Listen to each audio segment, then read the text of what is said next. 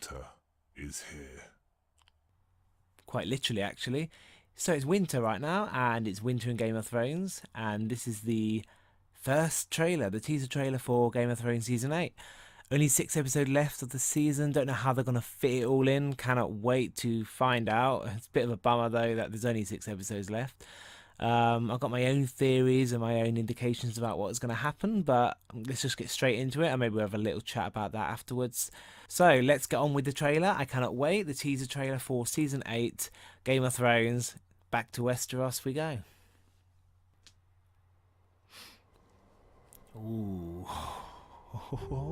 So excited. Ooh. Is that an indication the Starks are all going to be killed? That's Viserion, I'm guessing. Wow. There's the Lannisters. Fire and ice. Well, it's pretty much what I'm expecting then. Sort of the whole season to be basically like a war. Fire and ice. And they're all going to meet, I'm guessing, at the neck, at where the wall is, and it's going to come to a head there. Okay, interesting. So I already saw that at the end of the last episode, the White Walkers had already reached and passed the wall.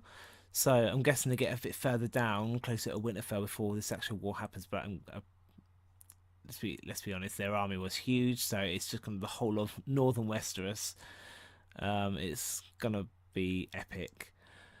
So the Lannisters, they're going to be going north with the Starks, and they're going to be going up against the White Walkers and Night's King.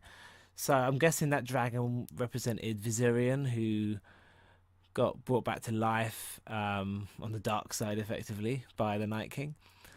It's showing the Stark wolf freezing, almost like it's an indication that Jon is going to turn into a white. Jon is going to, so to speak, be killed. But I don't think that's the case. I think that's just like a little red herring in there. My indications, what I think is going to happen basically in this series. I mean, the whole tagline all the way through, other than winter is here, is all men must die. So I'm going to presume that all men will die. Well, at least all men that we know, the main characters. But it doesn't say all females will die. For me, I think that Arya will survive. She will get through. She's my favourite character, I think, of all. Along with Tyrion. I'd like Tyrion to survive, I'd like Arya to survive, and Brienne of Tarth along with Tormund, because I really want them to get in a relationship. Don't give a crap about Jaime Lannister. I'd rather him and Brienne didn't get together. I think it's a much greater, much better sort of love story between her and Tormund. Although she's not interested in Tormund, Tormund's interested in her. Whereas both her and Jaime Lannister seem to both be interested in each other. So that's probably the way they're going to end up going with that relationship. I think Jaime Lannister will die. I think Queen Cersei will die. Cersei will probably be killed by... I'm trying to work it out. I think, yeah, Cersei will end up getting killed by the Night King in the end, by the White Walkers. She's probably going to get ripped apart, I reckon, by White Walkers. That's what I'm expecting. And... you know, we can see that the only time she let her guard down was where that White Walker was running towards her, and we know she's scared of the White Walkers, so that would be a good way for her to die, with one of her fears coming to fruition. I believe that, well, it's a whole theory that, spoilers alert, so I'm going to tell you the spoilers right now. Leave. If the whole theory that Bran is the Night's King is true, then Bran, I presume, might live, but at the same time, the Night's King dies, and that would mean Bran dies, so it may not be the case. Also, since the last episode, when it was revealed that Jon Snow is the true heir to the Iron Throne, it would it's an indication for me that Daenerys is going to die in this next series. She's no longer the heir to the Iron Throne, so she's less integral to the plot of the entire future of Westeros, so to speak. Although Jon might end up marrying her in the end, whatever. But I think as soon as they find out that their as soon as they find out that their auntie and nephew, I don't think they're going to get beat. They're going to stay together much longer. If they find out, that's only if they find out. Daenerys, I think, is going to end up being killed, and Jon Snow will be the rightful heir, the rightful king of Westeros, uniting the Seven Kingdoms.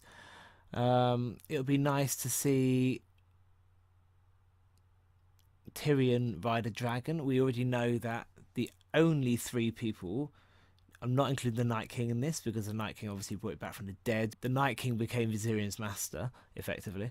But there's only three people that have managed to put their hand on a dragon, that touch a dragon, to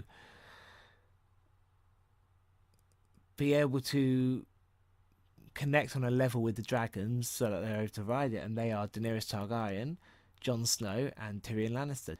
Tyrion Lannister, when he freed the dragons, and he had sort of a bit of a heart-to-heart moment, and dragons don't quite often let people touch them, so it'd be interesting, and I'd like to see that. I think by the end of this, Tyrion Lannister will be the only Lannister surviving. I mean, he's such a favourite character for most people that I think people will hate the show if they decide to kill him off. If Daenerys survives, which I doubt it, she won't be the only Targaryen because Jon Snow is actually Aegon Targaryen. I think Arya and Jon Snow will survive. There's possibly, I reckon Sansa's going to die. Sansa, I mean, I've didn't like her for the first few series, but she's actually really grown on me, and I actually do really like her now, especially with her epic scene with the death of Littlefinger. But I do think she'll die.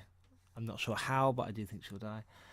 I have a feeling Tormund's going to die. I don't want him to, but we saw how much of a vulnerable, precarious position he was at the end of the last episode, and I don't think he's going to last much longer than that, so unfortunately I think it might be the end for him.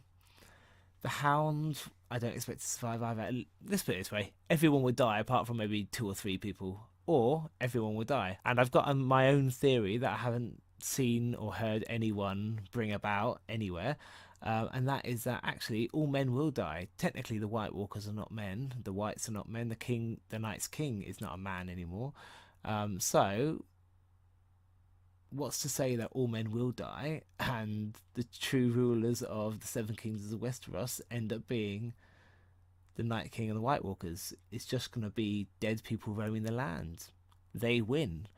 That'll be an epic finale where you find out, oh, okay, the Night King wins and the dead roam the earth. That'll be a twist and a half, I'll tell you that right now, but it's something that is out there, I think. You know, like I said, with the tagline, all men must die, and winter is here, it makes it seem like almost like they have a good chance of winning. We'll see about that. What other characters have missed out? I have no idea. What other characters have missed out? Any other major characters? I can't think of any anymore. I mean, most of them are dead now, so it doesn't make much of a difference. So back to the trailer as well. What the Stark symbol. So back to the trailer again. So you saw the Stark wolf freezing over. That could actually be Jon Snow's direwolf. It could be Ghost. And it freezing over could mean that Ghost gets taken over by the Night's King as well. So I mean, Ghost is the only. Yeah, I think Ghost is the. No, we've still got Nymeria, Arya Stark's wolf, which I hope makes a reappearance. It decides last minute, you know what, I will go back to Arya and we will together kick some ass. But I think there's a possibility that's reminiscent of, rather than Jon Snow or any of the Starks turning to the dark side, effectively Ghost might do. That would make a lot of sense. And we already saw, the dragon freeze over. That could be another one of Daenerys' dragons, or more than likely, it's just reminiscent of Viserion turning to aid the Night King. And obviously, the Lannisters of fire.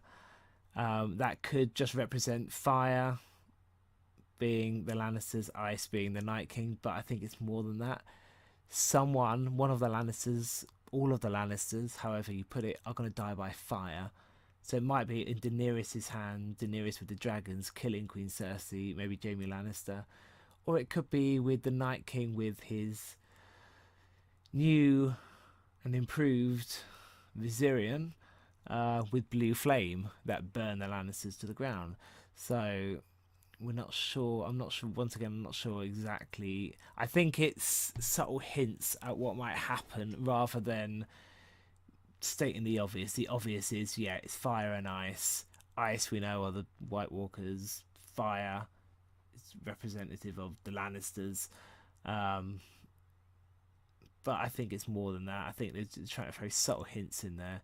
But once again, it could be a bluff, and it could be as simple as it looks. What was interesting as well was that the wall popped up. So there's either going to be a battle further down where the wall hasn't collapsed, or maybe the wall manages to reform itself somehow, or that's just representative of the wall that we know from the series, and it's just so that you know roughly where in Westeros they are during the trailer. But clearly a battle's going to come out ahead on the neck by where the wall is. But timing was the only issue I had with the last series of Game of Thrones, Series 7.